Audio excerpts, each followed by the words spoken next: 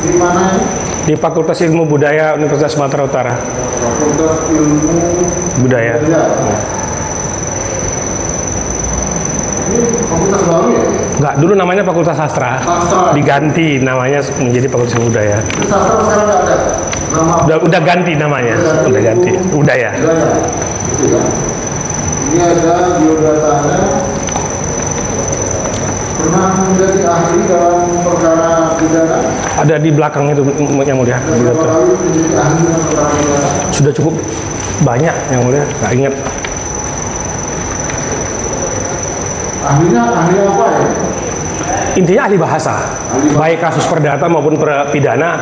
Kalau memerlukan saksi ahli bahasa, saya sering ditugaskan oleh dekan untuk menjadi saksi. Gitu ya. Ahli kenal dengan terdakwa? Tidak. Kenal, tidak ada hubungan keluarga, tidak ada hubungan pekerjaan. Ya? Ahli perlu memberikan keterangan di sumpah dulu. Ya boleh. Tapi nanti boleh saya minta foto untuk dokumentasi laporan ke atasan yang mulia. Kalau mau foto sekarang saja. Sekarang aja ya. Nah, Minta tolonglah. Nah, supaya ada dokumentasi laporan ke atasan. Ini untuk dari Itu boleh, terserah dikirimkan ke saya. Dari depan sana. oh di depan sana. Nah, ada sebenarnya. Ini untuk Pak Jasa ke kantor.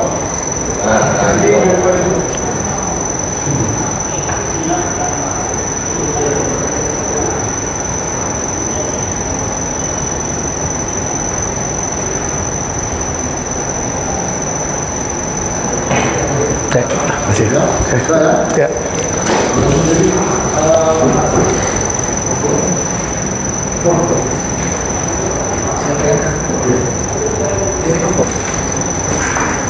Di mana? Sini? Yes. Oh. Baru. Ya, itu yang saya ucapkan ya. Demi Allah saya bersumpah Demi Allah saya bersumpah bahwa saya sebagai ahli bahwa saya sebagai ahli akan menyatakan pendapat saya sesuai dengan pertanyaan yang dikemukakan kepada saya menurut pengetahuan dan keahlian saya menurut pengetahuan dan keahlian saya yang sebenar-benarnya.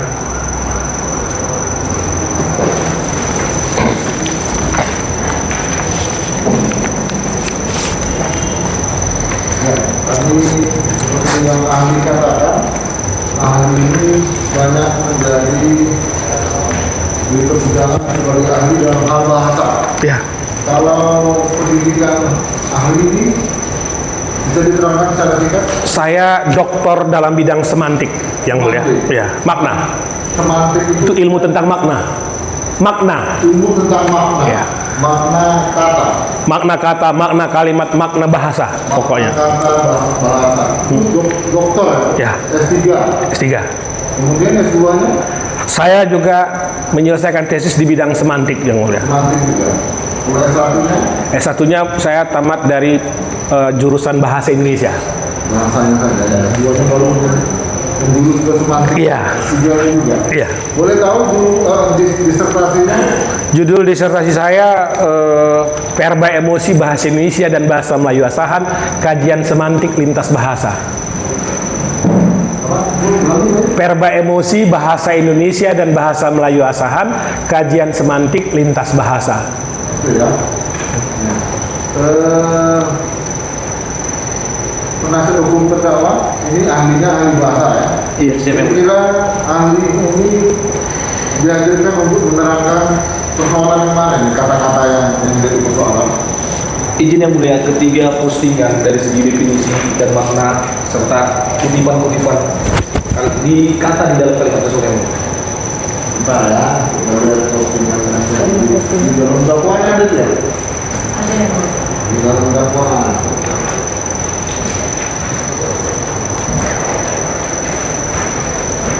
Ya, Ali pernah melihat ada tiga postingan dalam perkara. Sudah. Tiga. 3. Tiga ya. Pernah melihat? Pernah melihat. Sudah pernah membacanya? Sudah dibaca, Bang. Ya, kita tanyakan dulu yang pertama ya. Kata-kata pertama apakah kemudian dan seterusnya. Ya. Bisa ahli terangkan apa sih maknanya kata itu? Makna teks yang pertama ini secara semantik bertanya.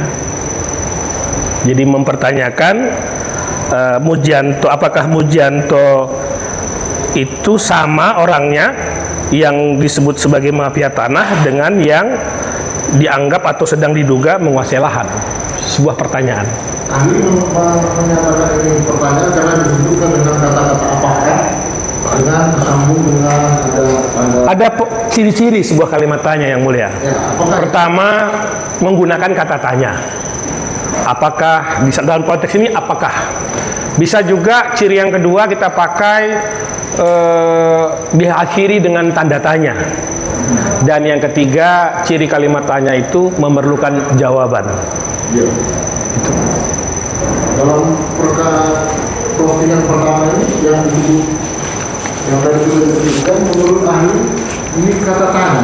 Kalimat tanya. Kalimat tanya. Ya. Dengan kata tanya atau Ada kata tanya apakah, kemudian ada di dalamnya tanda tanya pada akhir kalimat itu, dan kemudian memerlukan jawaban.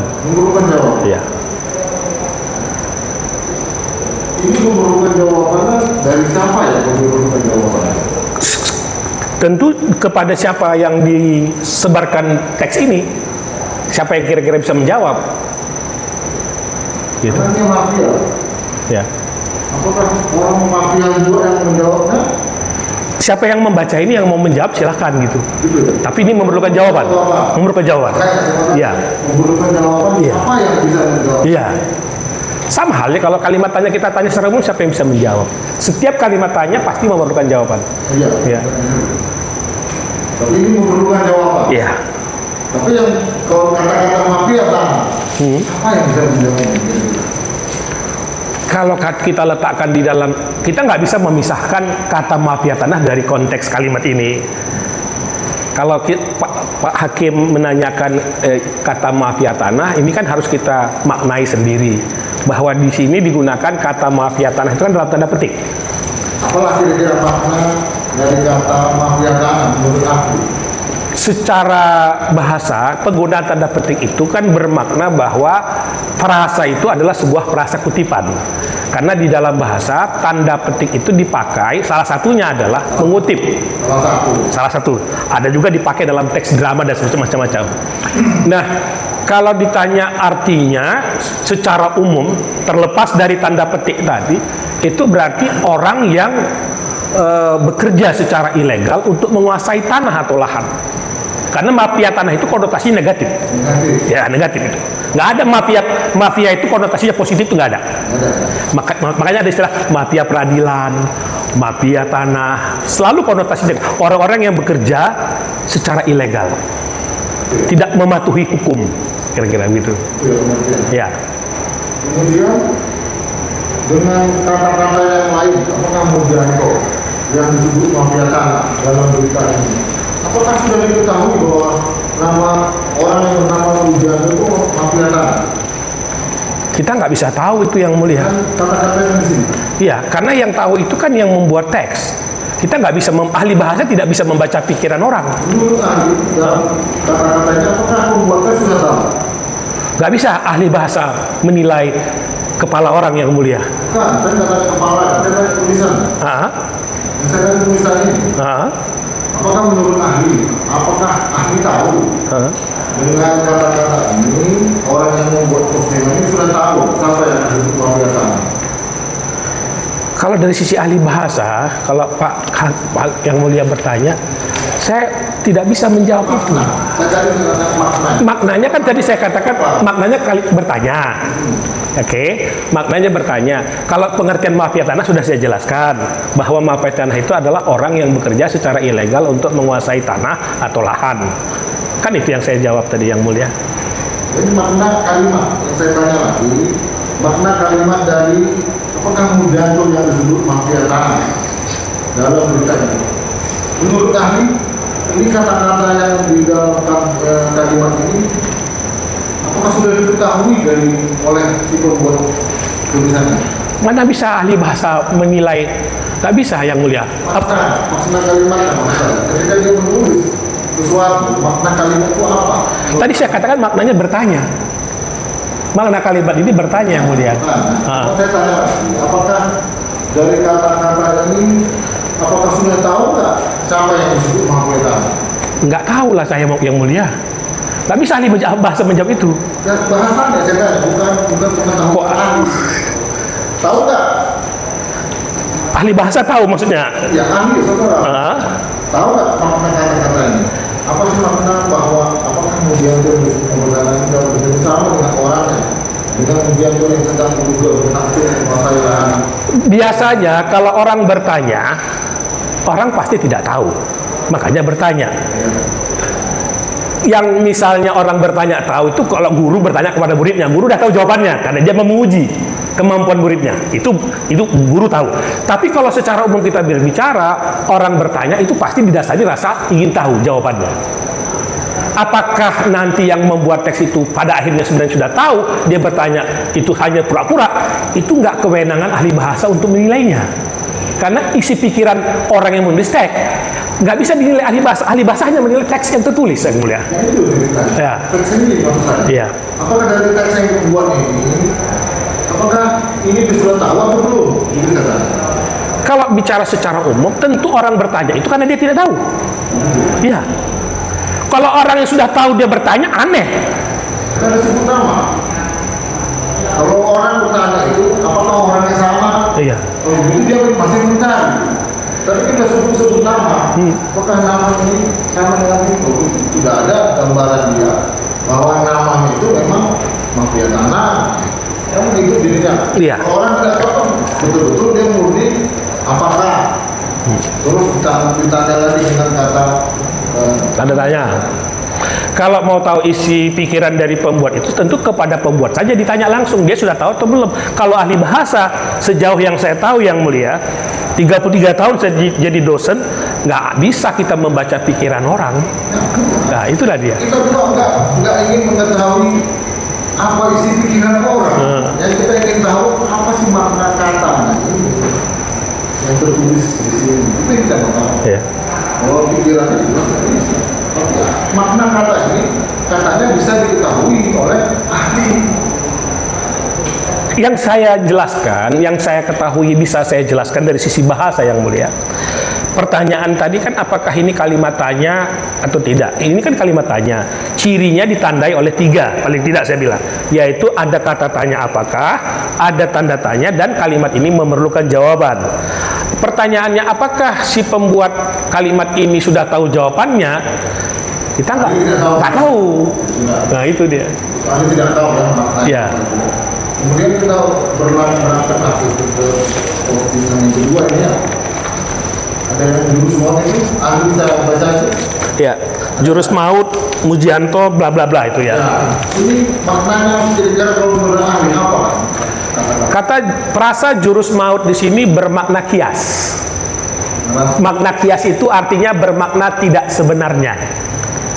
Tidak sebenarnya. Iya, bermakna kiasan. Bermakna konotasi dari segi semantik. Makna itu ada 2 yang mulia.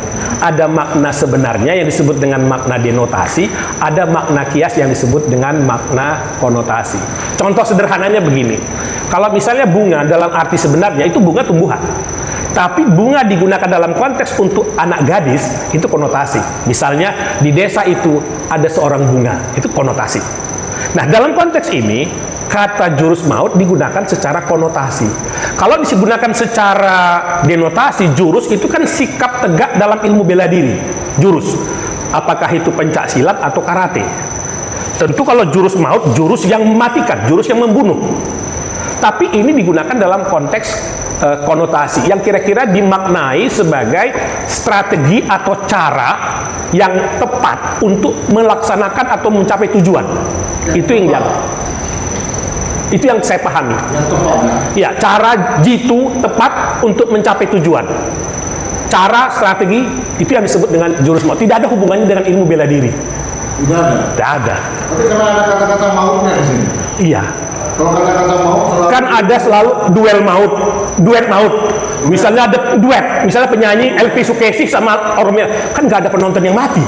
Itu duet yang menghipnotis, menghibur, yang membuat penonton menjadi heboh. Itu duet maut misalnya.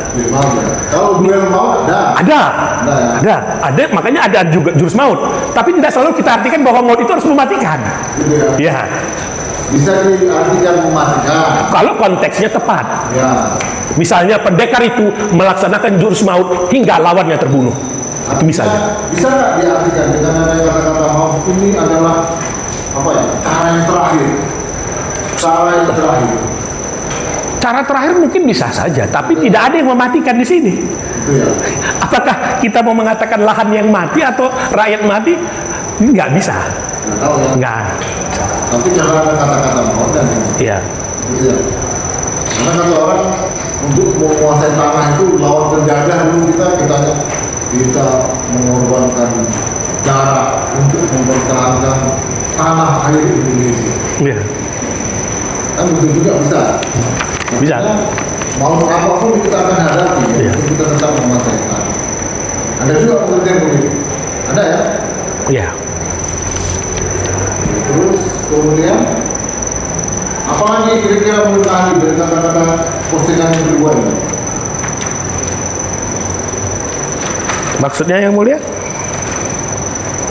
Kira-kira kalau menurut ahli tahu apa sih maksudnya kata-kata yang di posting? Oke, secara bahasa semantik yang dimaksud dengan kalimat jurus maut Mujanto untuk menguasai ini, saya menilai bahwa si pembuat postingan ini ingin menyampaikan bahwa Mujanto menggunakan cara-cara tertentu untuk menguasai lahan.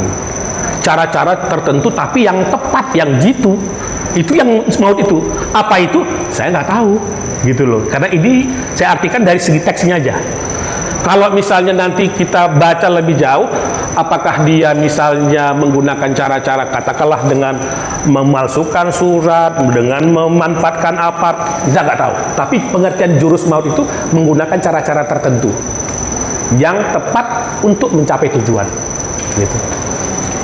Gitu ya. Ya. Kalau dari pernah melihat apa istilahnya? Pengertian kata-kata itu dalam kamus ya? Iya. Nah, kamus. Kalau kamus maut ini ada nggak diartikan lain seperti yang tadi katakan? Secara harfiah maut itu mati. Mati ya? Iya, secara harfiah. Bukan dengan jurus. Karena maknanya apa sih? Kalau jurus itu kan seperti saya bilang tadi yang mulai sikap tegak dalam ilmu bela diri. Jurus, baik itu silat, karate, taekwondo, pasti ada jurus. Nah, sekarang dihubungkan kata jurus yang artinya sikap tegak dalam dengan kata maut. Maknanya sudah diartikan secara kiasan. Itu yang sama seperti tadi duel maut. Iya. Artinya maut itu sebenarnya kata aslinya selalu berhubungan dengan Iya, maksud contohnya sakratul maut. Ya. Nah, itu contoh yang paling jelas itu menggunakan kata maut, berhubungan dengan kematian. Ya, kata aslinya maut Dari Arab itu. berhubungan dengan Kematian. apa? Iya, nyawa. Nah, tetapi kalau dihubungkan dengan kata yang lain bisa berubah. Bisa berubah. Kalau dengan jurus Ya itu tadi. itu berhubungan dengan Bisa jurus maut dalam arti harfiah dia digunakan dalam ilmu bela diri. Mungkin ada jurus pamungkas yang langsung bisa membunuh lawan dengan ilmu totok misalnya. Tapi bisa juga digunakan dalam konteks lain, cara-cara tertentu untuk mencapai tujuan. Gitu. tapi kalau misalnya duel Ya, bisa berbeda sih. ya, Gitu ya. ya. Ada lagi cukup untuk keduanya? Ya, saya kira itu yang bisa saya jelaskan. Berlanjut kepada yang ketiga. Ini ada kata perlawanan kepada Mujanto semakin panas.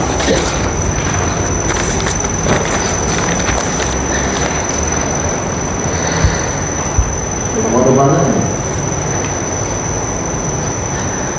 Perlawanan kepada Mujanto semakin panas. Kemudian karung bersatu.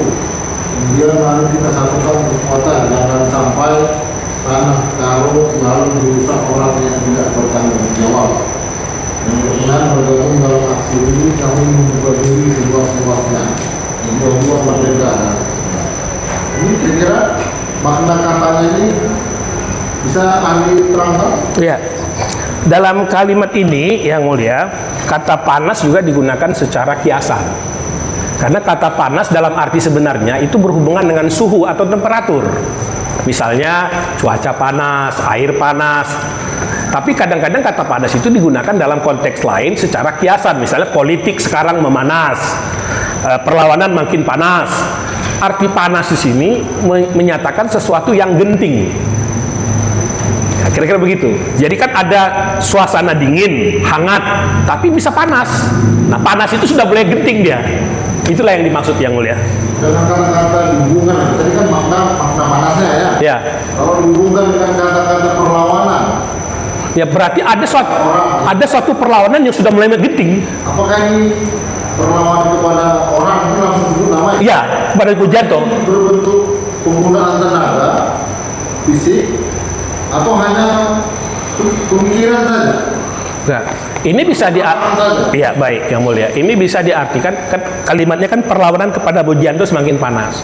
Mungkin ada indikasi, misalnya ada sudah demo. Misalnya, itu kan mulai panas. Semula masyarakat adem, tiba-tiba ada demo, ada aparat yang berjaga, itu udah mulai panas sebenarnya. Situasi sudah dianggap sudah genting itu. Kira-kira begitu. Mengarah kepada perbuatan fisik lah. Ya. Gitu ya. Ya.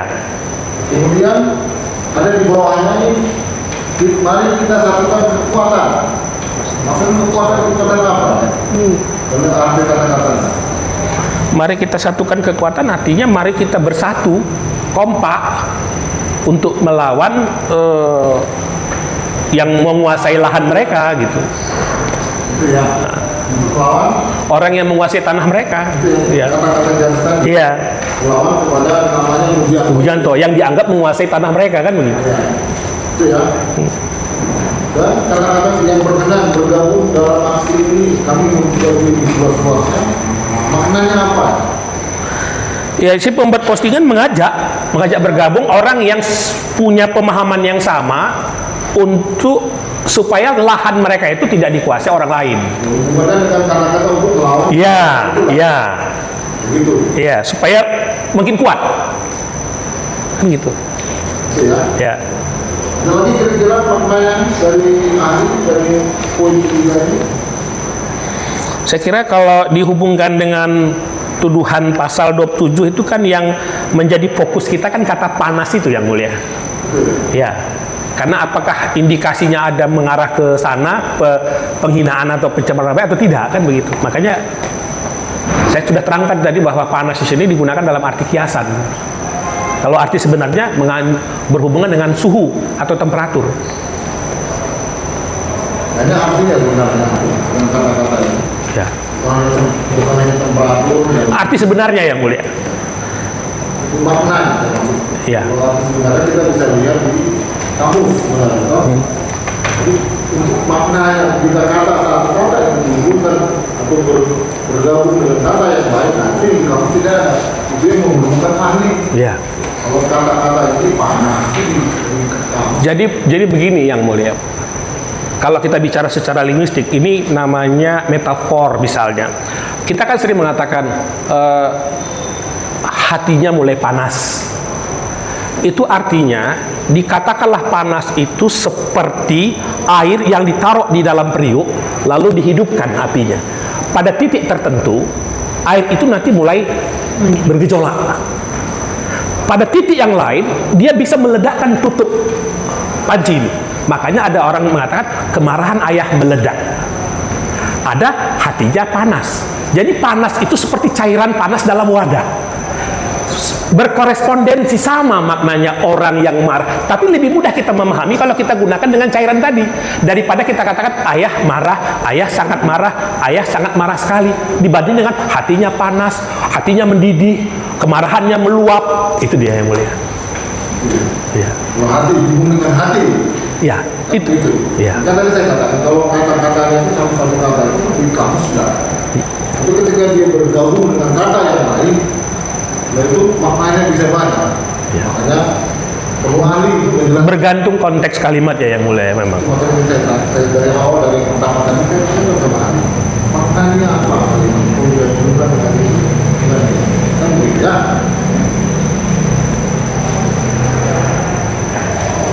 Coba kita kembali pertama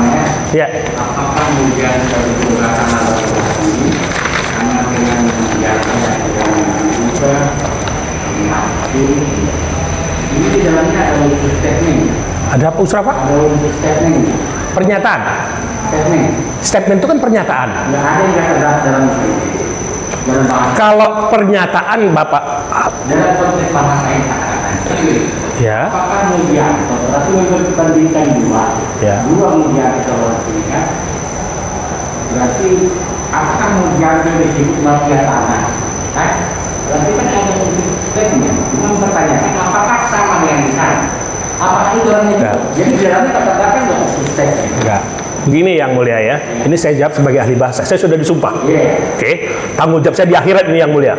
Kalau saya bohong, kalimat itu ada 3 tipenya. Ada kalimat tanya, ada kalimat berita atau kalimat pernyataan, ada kalimat perintah. Nggak bisa kita satukan satu kalimat itu mengandung 2 tipe. Kalau yang mulia katakan tadi, apakah di dalamnya ada pernyataan? Berarti di dalam satu kalimat ini ada 2. Ada kalimat tanya, ada kalimat pernyataan. Tidak bisa. Yang bisa hanya kita tentukan apakah ini kalimat tanya, atau kalimat pertanyaan, atau yang disebut dengan interrogatif, atau kalimat indikatif atau pernyataan. Maka saya jawab, ini adalah kalimat pertanyaan. Contohnya, Macam mana? ini kan contohnya, apakah jaksa yang menyidangkan si A sama namanya apakah jaksa B yang menyidangkan A sama dengan jaksa B yang menyidangkan si B? Apakah terkandung umpamanya di situ statement bahwa ada nama seorang jaksa B? Apakah juga terkandung seperti itu? Ya, bahwa dalam bahasa itu ada terkandung statement bahwa ada jaksa yang nama B. Tetapi tetap kita anggap itu kalimat tanya. Ya betul. Heeh. Tapi di dalam itu kalimat tanya. Tapi kalimat tanya itu apakah di dalam itu terdapat semacam statement? Yang mulia maksud statement itu apa? Pernyataan kan? Ya di dalamnya itu. Iyalah, terkandung. Kalau kalau kita pisahkan ya, tapi kita nggak bisa memahami makna satu kita pisahkan. Yang terkandung itu, contohnya kan ini. Edi Nasution yang dulu, apakah Edi Nasution yang dulu Pangdam itu yang menjadi gubernur? Gitu kan? Apakah itu kata tanya? Ya, kalimat tanya. Kalimat tanya. Tapi kan mau tidak mau kita terima bahwa ada seorang Edi yang dulu Pangdam itu statement yang terdapat di dalamnya. Ada guru Edi yang menjadi Pangdam. Cuma mempertanyakan apakah itu yang menjadi gubernur? Saya kira bukan disebut statement itu yang mulia. Ini ada informasi. Ya. Kalau statement nanti jatuhnya ke kalimat indikatif. Itu yang perlu kita luruskan. Iya. Bahwa dalamnya itu ada informasi Iya. yang menyatakan ada Edi itu dulu. Ya, Pangdam. kalau informasi ya. Tapi kalau pernyataan tadi saya hubungkan dengan tipe kalimat tadi yang mulia. Kalau ini mengandung bahwa ada Mujianto memberikan terdapat informasi bagian tanah dalam ini. Iya, Dalam teks ini. ya, ada informasi. Ada informasi seseorang bernama Mujianto dan daftar itu disebut bagian tanah. Ya. Apakah ada terkandung dalam umpamanya bahasa ini? Iya, ada 2 informasi di dalam teks ini. Ada informasi pertama Mujianto sebagai mafia tanah, ada informasi kedua Mujianto menguasai lahan. Itu dia. Itu yang tadi. Iya. Nah, ini karena ahlinya dari terdakwa, kita beri kesempatan sama terdakwa. Silakan dari terdakwa. Terima kasih yang mulia. Saudara Khalid, Ya. sebelum ke postingan, kami mau bertanya definisi menurut kalian saudara, apa pengertian penghinaan dulu? Ya. Menghina itu ada 2 maknanya. Pertama, merendahkan atau memandang rendah, dan yang kedua memburukkan nama baik orang. Jadi ketika seseorang merendahkan seseorang atau memburukkan nama orang, itu namanya menghina. Menghina. Definisi pencemaran nama baik? Mencemarkan nama baik hampir sama dengan menghina sebenarnya, tapi di dalam kamus secara khusus dikatakan bahwa mencemarkan nama baik itu memburukkan atau merusakkan nama orang. Gitu. Merusakkan nama. Jadi sama seperti misalnya kalau udara bersih tercemar karena polusi. Ini nama orang baik tercemar karena ada fitnah atau fitnah atau kebohongan yang disampaikan, kira-kira begitu. Definisi menurut kalian saudara fitnah? Fitnah mengatakan sesuatu yang tidak benar tentang seseorang. Oh, Jadi itu terkait dengan informasi yang tidak benar. Tidak benar. Setiap informasi tidak benar terhadap seseorang itu berarti fitnah. Yang belum bisa dibuktikan ya. Belum bisa dibuktikan. Pengertian definisi menurut kalian saudara ahli nama baik. Apa menurut saudara Iya. pengertian nama baik ini? Nama baik itu bisa ditandai oleh beberapa ciri. Yang pertama, nama baik itu menyangkut nama diri, keluarga, atau nama institusi. Makanya ada nama baik keluarga, ada nama baik pengadilan, ada nama baik kepolisian.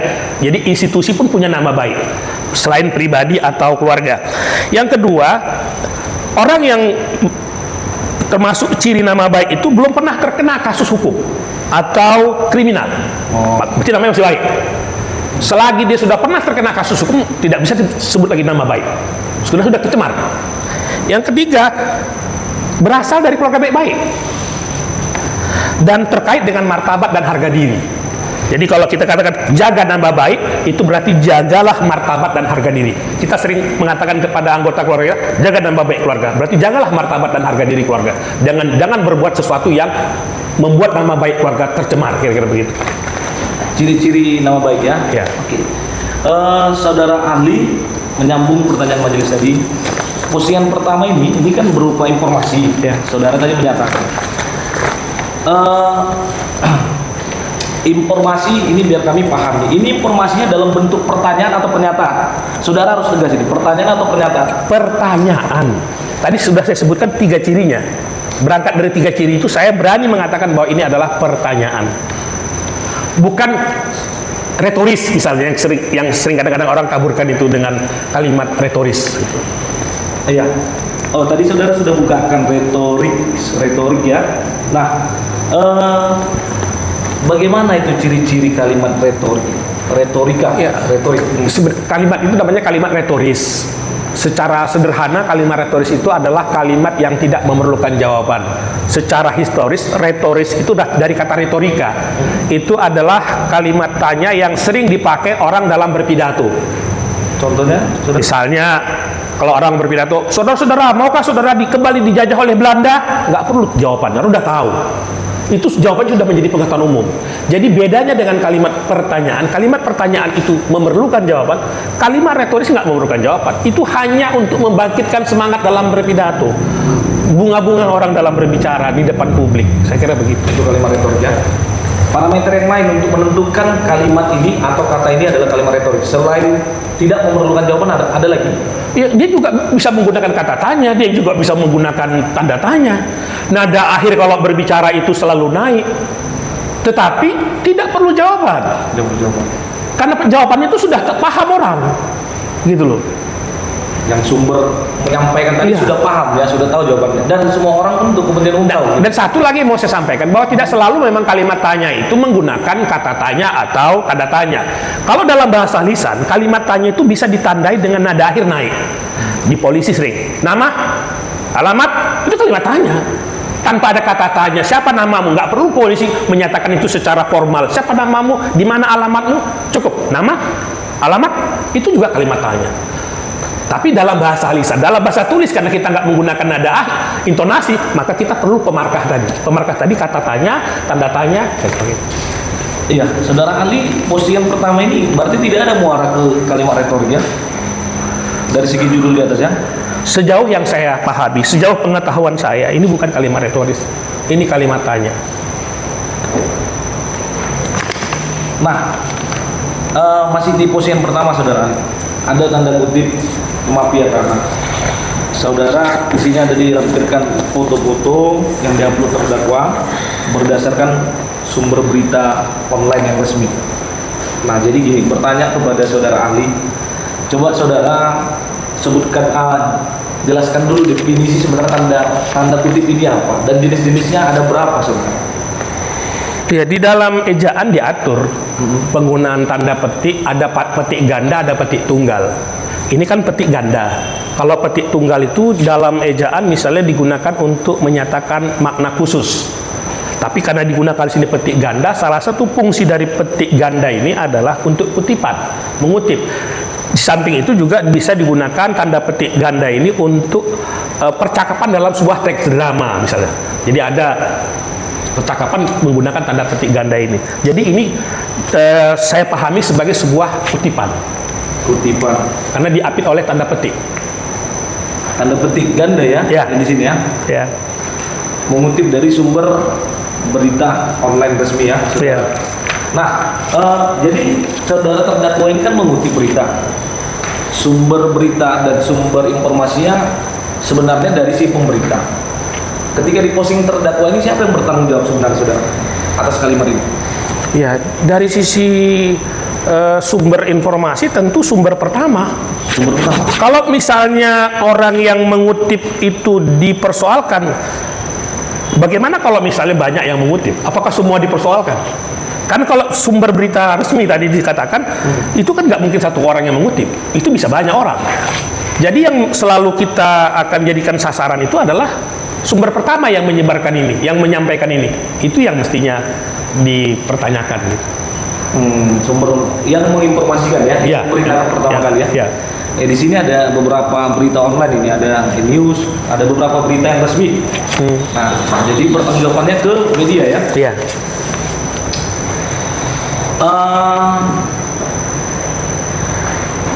Saudara, di dalam postingan pertama saya mau bertanya dulu kepada ahli. Ini ada kalimat, ada kata di dalam kalimat ini yang sedang diduga. Saudara bisa menjelaskan sedang diduga ini apa maknanya sebenarnya? Ya, diduga itu kan bahasa lain berasumsi. Makanya ada istilah di dalam kepolisian itu kan, atau dalam hukum itu kan, praduga tak bersalah gitu kan. Jadi menduga. Kalau orang yang menduga itu nggak bisa dikatakan menuduh misalnya, karena dia masih menduga. Sama halnya kalau kita menggunakan kata mungkin atau jangan-jangan dia korupsi. Nggak bisa kita katakan dia menuduh, karena dia justru mempertanyakan, jangan-jangan ada keraguan di situ. Jadi menduga ini pun adalah suatu kata yang dimaknai sebagai asumsi, itu menduga. Masih ragu-ragu karena Ya. pastilah si terdakwa ini bertanya ya. Ya. Nah, di dalam postingan pertama ini, seandainya ini judul di atas, seandainya tidak ada apa gini ya, tidak ada tanda kutip, tanda tanya, dia tidak ada tanda di dalam kalimat ini. Apa perbedaannya sama yang ada tanda? Bisa saudara jelaskan? Tidak ada tanda petik, kemudian tidak ada tanda tanya. Bisa nggak kita mengerti maknanya, arahnya kemana ini? Ada kalimat statement kah, kalimat pernyataan kah, pertanyaan kah? Kalau misalnya tidak ada tanda tanya, kita masih tetap bisa menyebut ini kalimat tanya, karena ada kata tanya apakah. Ciri kalimat tanya itu kan salah satu yang paling utama adalah penggunaan kata tanya. Kalau tanda tanya bisa dihilangkan, apalagi dalam bahasa lisan. Dalam bahasa lisan nada akhir naik itu ada kalimat tanya. Tuh. Nah, kalau tanda petik dihilangkan, ini berarti harus dimaknai bahwa mafia tanah diartikan sebagai orang yang bekerja, tadi saya katakan orang yang bekerja secara ilegal, karena memang konotasinya negatif, untuk menguasai lahan. Dan orang di sini diartikan bahwa mafia tanah itu adalah tunggal, perorangan. Nggak bisa kita katakan mafia tanah itu seperti di Itali, itu gangster atau sekelompok orang. Karena bisa kita buktikan dalam kalimat bahasa Indonesia misalnya, banyak mafia tanah berkeliaran di padang bulan. Berarti dengan adanya kata banyak, mafia tanah adalah satu orang. Gitu loh. Jadi ini memang secara khusus, walaupun kita berasal dari bahasa Itali, tapi masuk ke bahasa Indonesia jadi tunggal. Itu biasa. Misalnya kata fakta. Fakta itu dalam bahasa Arab, itu ada jamak. Bentuk tunggalnya faktum. Tapi masuk ke bahasa Indonesia, tidak kita terima kata faktum, tapi yang masuk kata fakta. Fakta itu menyatakan tunggal. Jadi kalau mau kita katakan banyak, kita jamakkan dia menjadi fakta-fakta. Proses peminjaman seperti itu ya. Saudara ahli, di dalam postingan pertama ini, setelah panjang lebar tadi mengenai makna, menurut kalian saudara, pengetahuan saudara, dari keseluruhan postingan pertama ini, apakah ada muatan unsur terkait pencemaran nama baik, fitnah, dan yang tadi definisi yang pertama kali, penghinaan saudara? Menurut pengetahuan dan keilmuan saudara. Ya, sesuai dengan apa yang saya jelaskan tadi, kalimat ini adalah sebuah kalimat tanya, dan kalimat tanya itu bukanlah sebuah kalimat tuduhan yang bisa dianggap penghinaan atau pencemaran nama baik. Oleh karena itu tidak dapat dikatakan bahwa ini dapat dikategorikan sebagai penghinaan atau pencemaran nama baik. Kalimat tanya, orang bertanya, kalau orang bertanya dituduh, repot kita nanti. Semua orang akan kena pasal 27 Undang-Undang ITE. Itu parameternya Ya. menurut saudara ya. Selain itu ada lagi saudara, kenapa saudara bilang belum bisa kita kategorikan sebagai kalimat ini secara keseluruhan adalah penghinaan pencemaran? Selain itu ada lagi saudara, karena kalimat pertanyaan. Ya, karena kalimat pertanyaan. Makna-maknanya Saya kira cukup, saya kira itu yang bisa saya jelaskan. Lagi pula kalau misalnya di sini kita gunakan kata mafia tanah dalam tanda petik, ini juga karena dia kutipan, sehingga tuduhan kepada yang membuat ini mestinya lebih tepat disasarkan kepada sumber pertama yang menyebarkan ini, yang menyampaikan informasi, bukan kepada orang yang mengutip. media langsung. Kalau misalnya banyak yang mengutip, ini kan berarti dipersoalkan semua jadinya, gitu. Itu yang saya pahami. Siap, siap. Terima kasih saudara. Dilanjutkan izin yang mulia sama rekan saya. Terima kasih.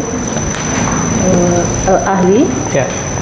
saya ingin bertanya, apakah kita bisa memberikan pengertian-pengertian yang sepenggal-sepenggal dalam satu kalimat dengan makna yang Iya. berbeda? Dalam bahasa apapun, makna makna bahasa itu harus kita hubungkan dengan konteks. Karena kalau teks tidak disertakan dengan konteks, itu bias. Karena nanti misalnya sebuah teks itu kita keluarkan dia, kita ambil sepenggal, maka artinya bisa berbeda. Contoh sederhana begini. Di terminal Pinang Baris itu biasa orang mengucapkan kata-kata kotor untuk menunjukkan tingkat keakraban mereka. Misalnya, babi minta rokokmu dulu. Monyet kemana kau? Kalau itu diucapkan di luar terminal, itu penghinaan. Jadi di sini konteks berperan. Konteks itu menyangkut situasi tempat tuturan itu diucapkan. Jadi kita nggak bisa mengartikan sebuah teks itu secara terpisah-pisah, karena dia harus kita lihat dari konteksnya. Itu yang saya pahami. Nah, satu lagi, Ahli. Kita kadang membaca bahasa tulisan dengan bahasa lisan sering salah pengertian. Nah, apakah penekanan dalam kalimat itu bisa membedakan arti atau pengertian dari kalimat itu dari cara membacanya? Ya. Secara lisan. Bahas- Kalimat tulisan dibaca dengan cara lisan, tapi dengan salah penekanan dalam setiap kata. Apakah itu bisa merubah arti dari kalimat itu? Bukan merubah arti, orang bisa salah tafsir, ya. Orang salah tafsir. Jadi begini, bahasa lisan dan bahasa tulis itu kan dua jenis bahasa yang berbeda.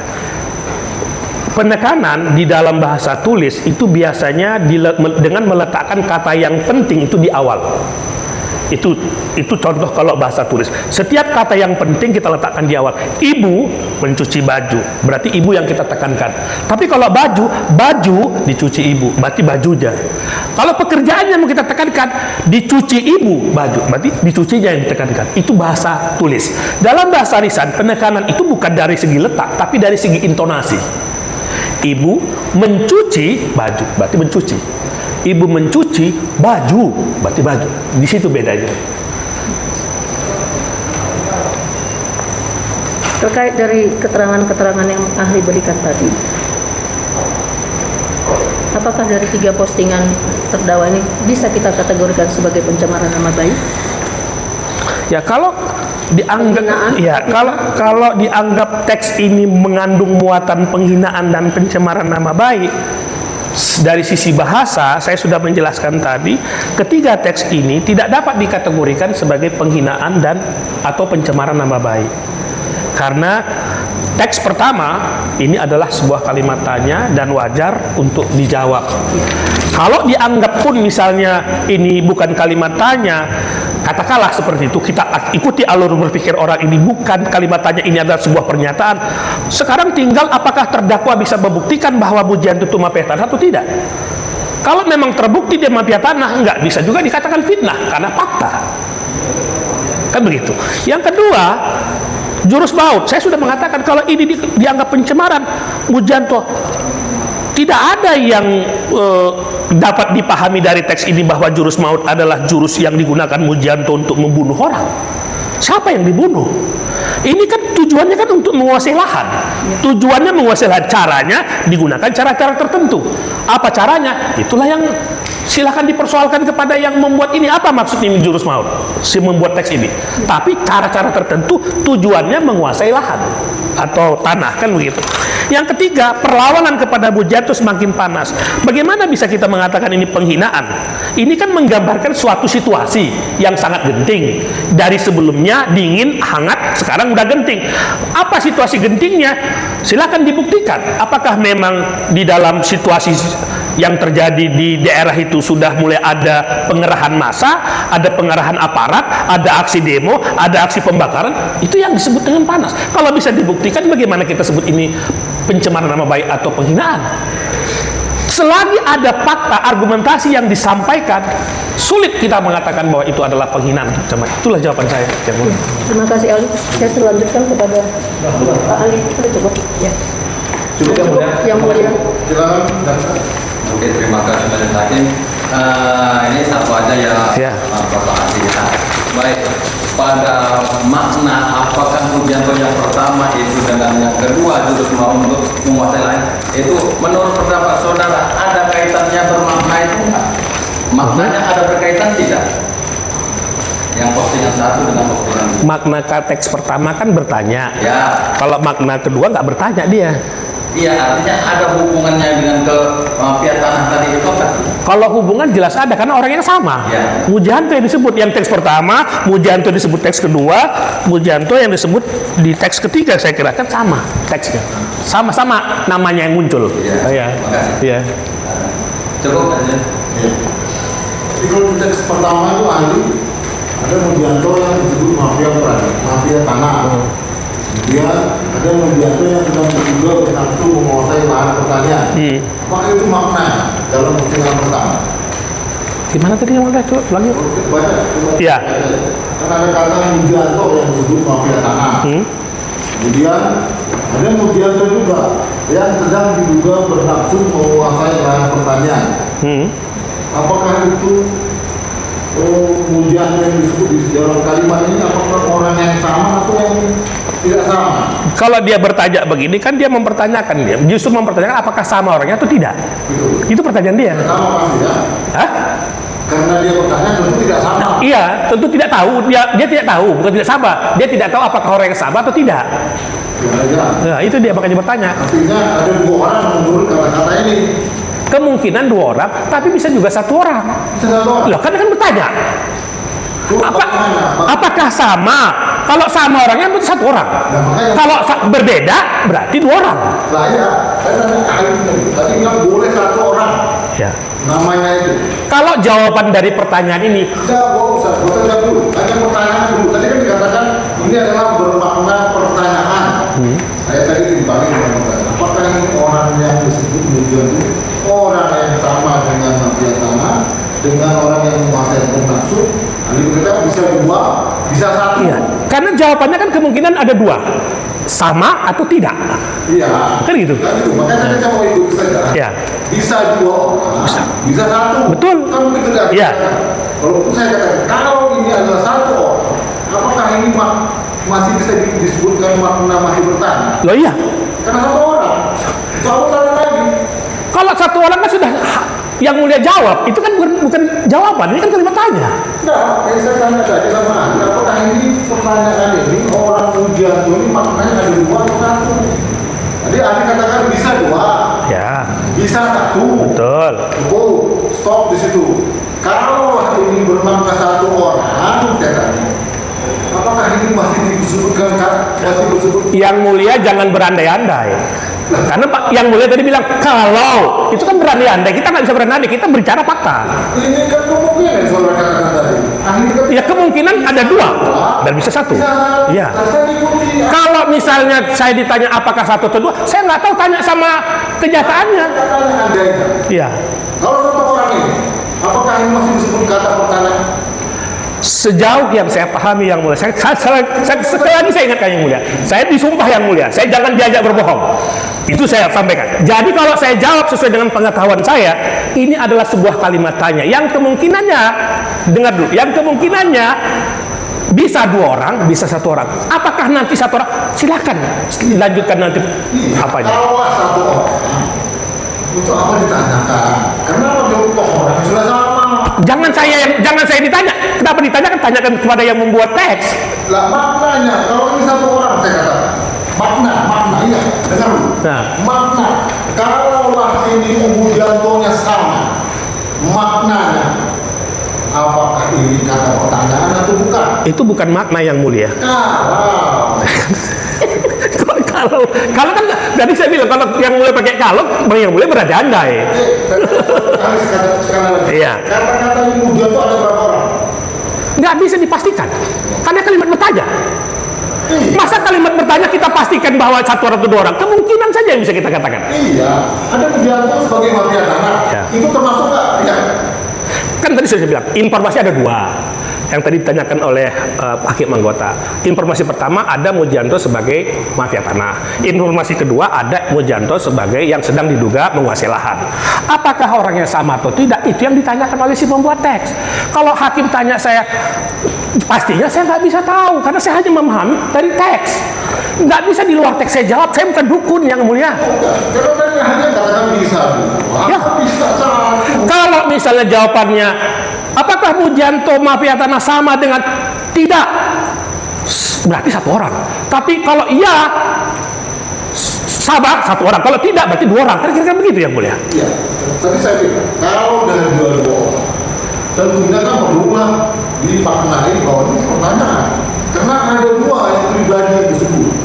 Satu sebagai mafia tanah, 1 sebagai yang sekarang diduga bernafsu menguasai lahan pertanian. Maklum kita, dia tanya itu. Karena ada 2 ini. Kayak begitu. Benar nggak itu? Kalau kita anggap 2 orang, maknanya itu pantas nggak disebutkan kata tanah? Karena ada 2, 1 sebagai mafia tanah pribadinya Mujanto, 1 lagi Mujanto yang sedang diduga bernafsu. Lalu pantas dia bertanya. Ada 2 pribadi. Mau 1, mau 2 namanya bertanya orang yang mulia. Kalau sudah tahu dia. Itu saja. Iya. Bisa 2, bisa 1. Bisa, itu ya. Bisa 2, bisa 1 yang mulia. Dan ada lagi? Cukup Cukup yang mulia. Oke, makasih. Ya. Oh, belum? Oh, terdakwa. Enggak perlu tanya lagi. Cukup. Ada pertanyaan nggak? Cukup yang mulia. Cukup. Oke, makasih yang mulia. Itu mantan berapa? Ya, Itu mantan berapa? masuk 83. Saya sudah 33 tahun jadi dosen yang mulia. Oh ya, jurusan Ahli pidana. berarti 1 tahun Bu. Kan mandiri kan ini. Saya tinggal sama paman di Pasar 1 Setiabudi. 2 minggu. Iya, 83 ya. Minggu depan ada. Ada lagi. Ada lagi kan? Ada yang mulia. Sama 1 ahli lagi dan ada beberapa saksi fakta. Dengan Apa bisa? Sekarang tanggal 1. Kirim di foto. Jangan lupa ya. iya. Tanggal 8 Desember 2022 untuk ahli dan saksi yang meringankan. Bisa semua. Bisa tanggal 8. Terpisah yang mulia karena waktunya mulia. Yang saksi fakta itu Ahli dulu atau saksi dulu? Ahli dulu ya, selalu ahli semua ya. Kemarin kan ahli semua. Iya. Ahli saya dulu. Ahli dulu atau saksinya. Baik. Ya, serta kan kemarin sudah ahli kedua. Iya. Itu kan saya salah. Itu ahli dulu. Tanggal 8 Desember 2022. Itu ya, berapa? Sidang selesai dan